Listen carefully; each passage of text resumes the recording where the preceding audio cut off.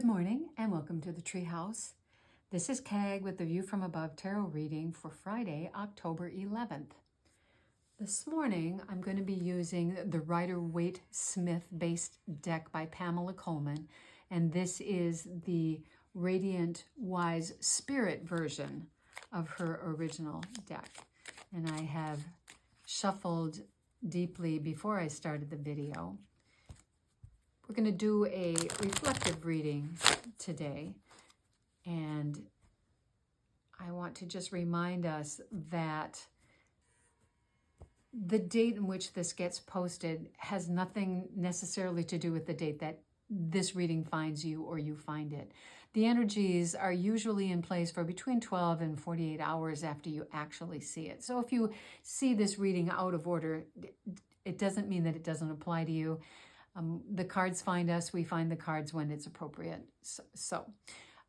Okay, so the reflective reading for this morning, this is our current energy. This is the influence or the challenge to be integrated. This is the frame that we are coming from with our unconscious. This is the past influence. This is what our conscious is focused on. And this is the energy is moving in this direction in the future if nothing else changes.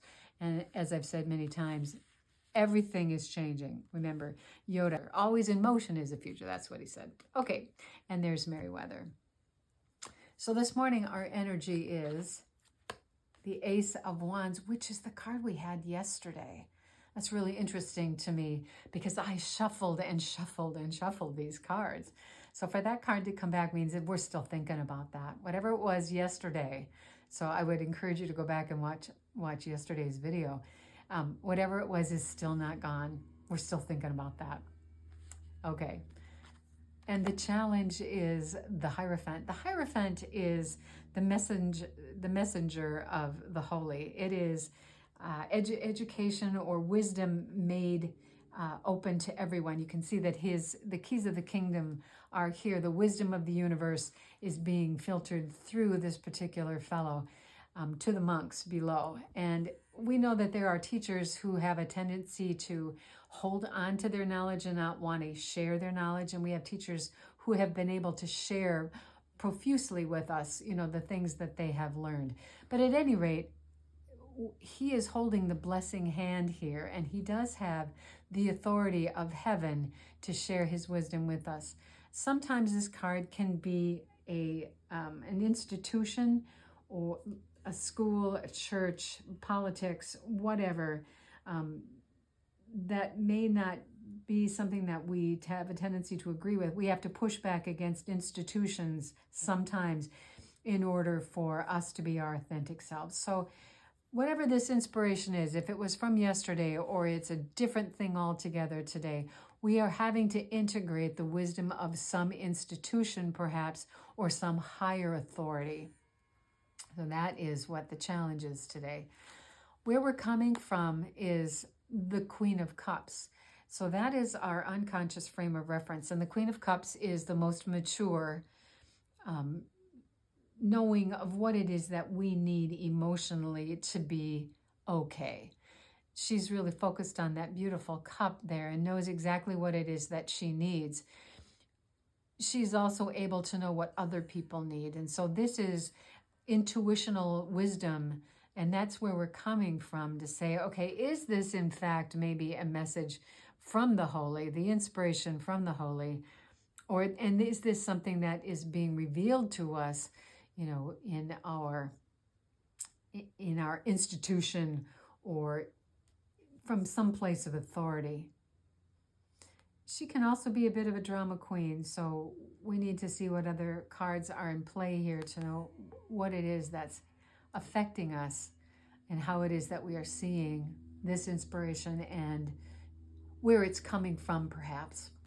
Past influences is the Empress.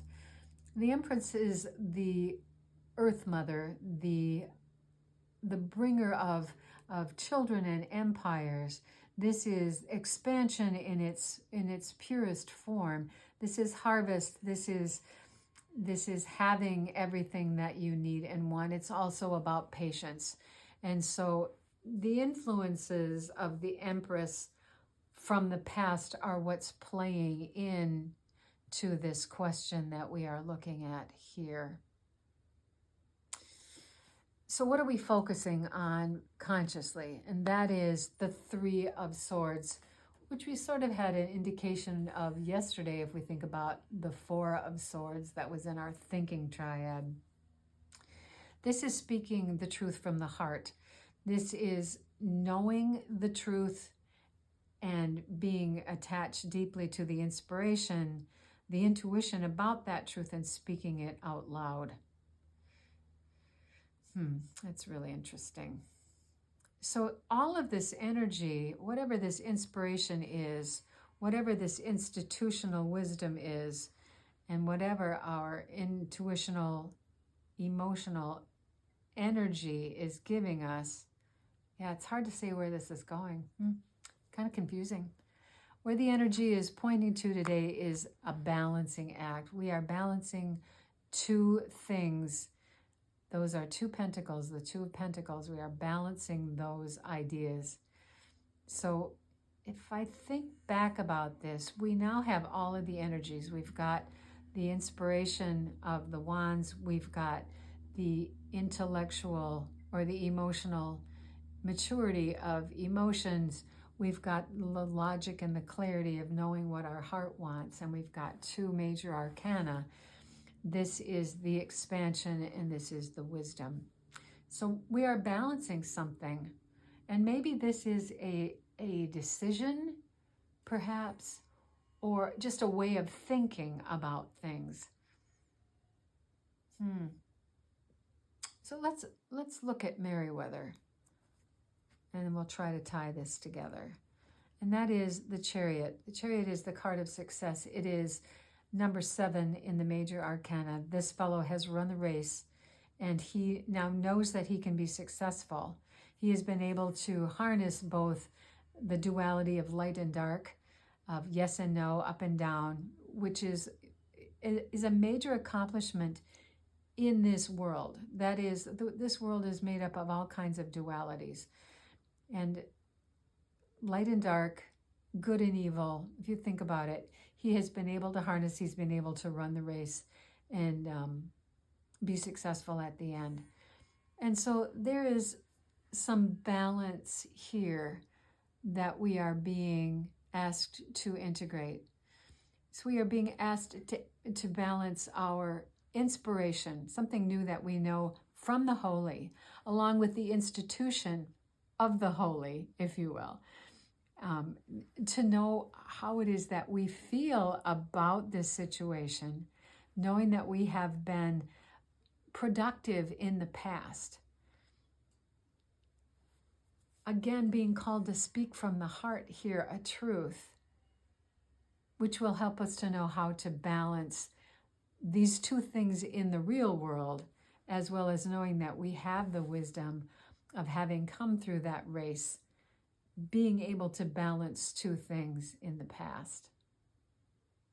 The Empress can be a bit of an over-controller. The Hierophant can also be a bit of an over-controller. And so perhaps that is what we are being charged with here, is yes, we've got this great inspiration, and are we trying to control it or allow it to control us? You're going to deeply know whether this is going to be something beneficial to you or not. But this idea has to be thought about in a bigger context. Perhaps the execution of that idea is going to have ramifications for other people in our lives. And that is maybe what we need to balance. If you're going to go forth with this idea, this inspiration, what do you need buy-in from other people? Do you need to integrate some authority here in order to get what you want? So this reading strikes me as being a commentary on yesterday's reading. So if you haven't listened to yesterday's reading, I would encourage you to do so. I think balance is just being told to us as a strategy again for this day, especially since this is a repeated card from yesterday. So I don't know how helpful this was for today. My guess is that it would just be prudent for us to pause. So that's what I have for us here at the Treehouse this morning. If it was helpful, and I hope that it was, remember that it is for the collective and may not resonate with all of us. So take what is helpful, leave the rest. And I invite you to come back again tomorrow for another View from Above tarot reading here at the Treehouse. Blessings.